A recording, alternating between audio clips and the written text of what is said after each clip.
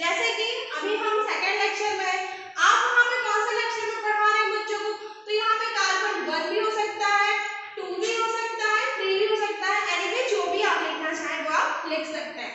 अब समय अवधि में आप क्या लिखेंगे, कॉलेज की जो टाइमिंग रहती है वो रहती है 45 मिनट, लेकिन जब हमारे स्कूल की टाइमिंग रहती है तो कितनी रहेगी यहाँ पे 35 मिनट।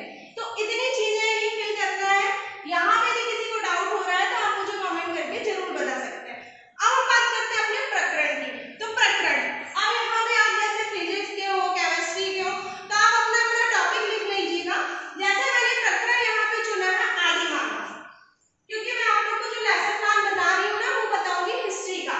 तो हमारा प्रकरण क्या रहेगा, आज का टॉपिक रहेगा आदि मानव। तो हमने यहाँ पे लिख लिया आदि मानव। अब हम आते हैं अपने समान उद्देश्य। तो समान उद्देश्य कम से कम हमारे कितने होने चाहिए, 5। फिर हम देखेंगे कि इसमें हमारा समान उद्देश्य, तो समान उद्देश्य हमें टोटल कितने लिखने होंगे, 5, जिसमें हमें सबसे पहले लिखना होगा कि बच्चों को इतिहास विषय के बारे में जानकारी देना, यानी कि उनको इतिहास विषय के बारे में बताना कि बेटा आपको इस चीज के बारे में नॉलेज है या नहीं।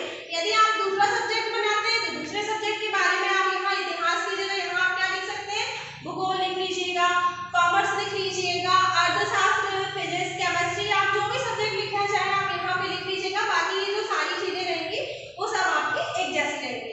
तो बच्चों को किसके बारे में जानकारी देना, इतिहास विषय के बारे में जानकारी देना, पहला पॉइंट हो जाएगा।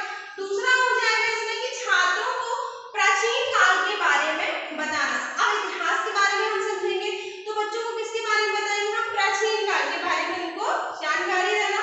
फिर अगला हो जाएगा कि हमें बच्चों की कल्पना शक्ति के बारे में बताना कि बच्चों में कितनी कैपेसिटी है। यदि हम उनसे क्वेश्चन करते हैं तो बच्चा उसका आंसर प्रॉपर्ली दे पा रहा है या नहीं दे पा रहा। फिर बच्चों में क्या करना, चिंतन एवं बौद्धिक शक्ति का विकास करना कि बच्चों का आईक्यू लेवल कितना है उसके बारे में उनको जानकारी देना।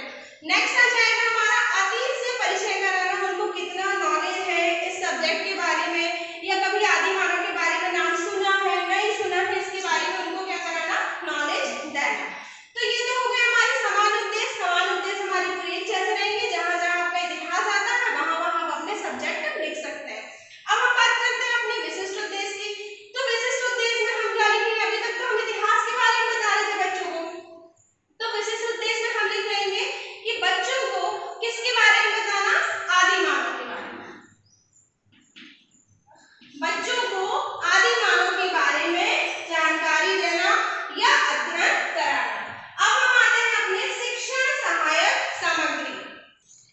फिर हम देखेंगे कि हमारा तो विशिष्ट उद्देश्य हमने देख लिया, अब हम बात करेंगे शिक्षण सहायक सामग्री, टीचिंग एड। हमारे क्या क्या होते हैं, टीचर्स किस किस के माध्यम से बच्चों को पढ़ाते हैं, मॉडल हो गया, चित्र हो गया, फिर हमारा क्या आ गया, पोस्टर, मतलब इन चीजों के माध्यम से हम बच्चों को क्या कर सकते हैं, पढ़ाते हैं। आवश्यक सामग्री मतलब सभी जगह अवेलेबल होती है, स्कूल में भी कॉलेज में भी।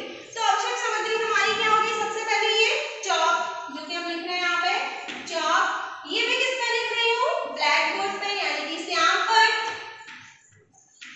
फिर जब मुझे इसे मिटाना होगा तो मैं किससे मिटाऊंगी, डस्टर से। तो ये हमारी 3 चीजें हैं, डस्टर मतलब ये था, ये तीनों चीजें हमें हर जगह अवेलेबल हो जाएंगी। तो ये हमारी कौन सी सामग्री हो गई, आवश्यक सामग्री।